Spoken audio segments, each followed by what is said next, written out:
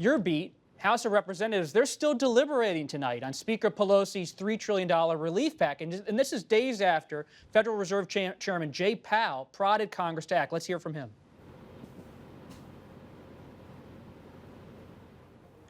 The scope and speed of this downturn are without modern precedent, significantly worse than any recession since World War II. Additional fiscal support could be costly, but worth it if it helps avoid long-term damage and leaves us with a stronger recovery. But the president and Senate Republicans have voiced opposition to the Democrats' plan. It's got so much unrelated to the coronavirus, it is dead on arrival here. As they say, DOA, right? Okay. DOA, dead on arrival. Mr. President. Of course, Nancy Pelosi knows that, obviously. Still, as I reported with my Post colleagues this week, the White House is now open to a deal with more money for states on the table. In exchange, the White House wants tax breaks for businesses. But Jake, tonight, Friday night, inside the House of Representatives, there's still not a final vote on Speaker Pelosi's package. What's going on the floor? That's exactly right, Bob. Right now, we are at the tail end of a day during which Nancy Pelosi spent much of today twisting arms and getting her Democratic colleagues in line, she hopes, to vote for this major piece of legislation, $3 trillion. I mean, they took Jay Powell's words quite seriously and crafted a package that Nancy Pelosi herself described as one of the broadest pieces of legislation to come in front of Congress in a very long time. Now, the risk is quite obvious politically, Bob. There's two risks, right?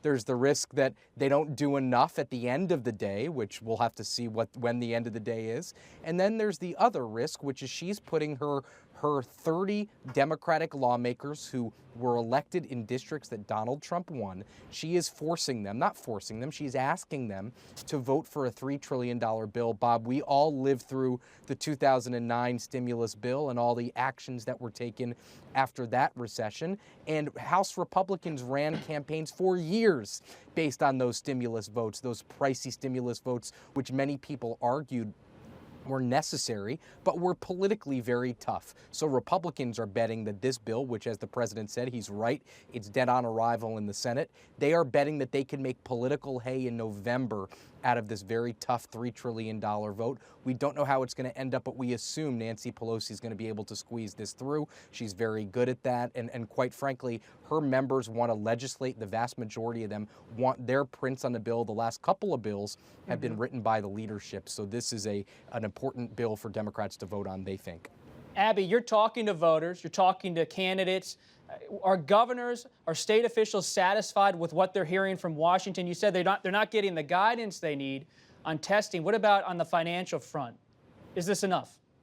There's so much anxiety right now in the states about how they are going to be solvent, given that the coronavirus has really wiped out their revenues on a number of different fronts, whether it's sales tax or income tax, and it's added this extra burden of millions of people on unemployment rolls. So they're really desperate for help from Washington to really resolve those issues so that they can, frankly, just pay their bills.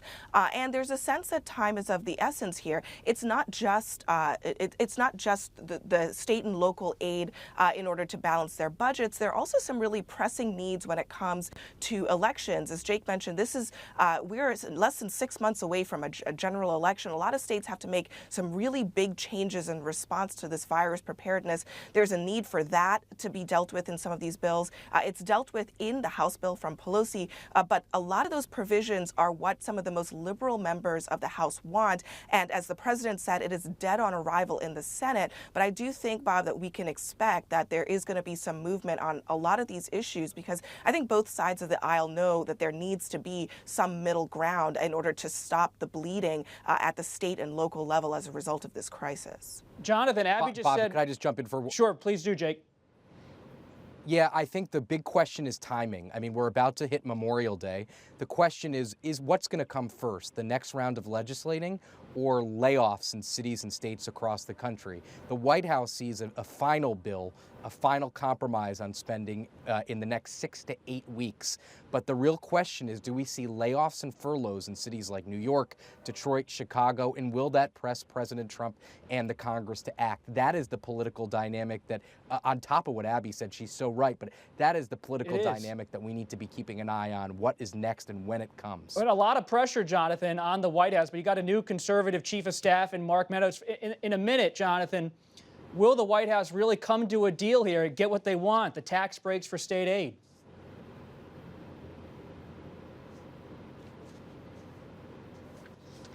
They're going to try to push it. You're right. It certainly goes against what the chief of staff has spent much of his career arguing when he was on the Hill. But the president doesn't care about deficits. The president needs the stimulus. He's made that clear. He needs those jobs. He knows that advisors around him have told him that state and local governments could be laying people off.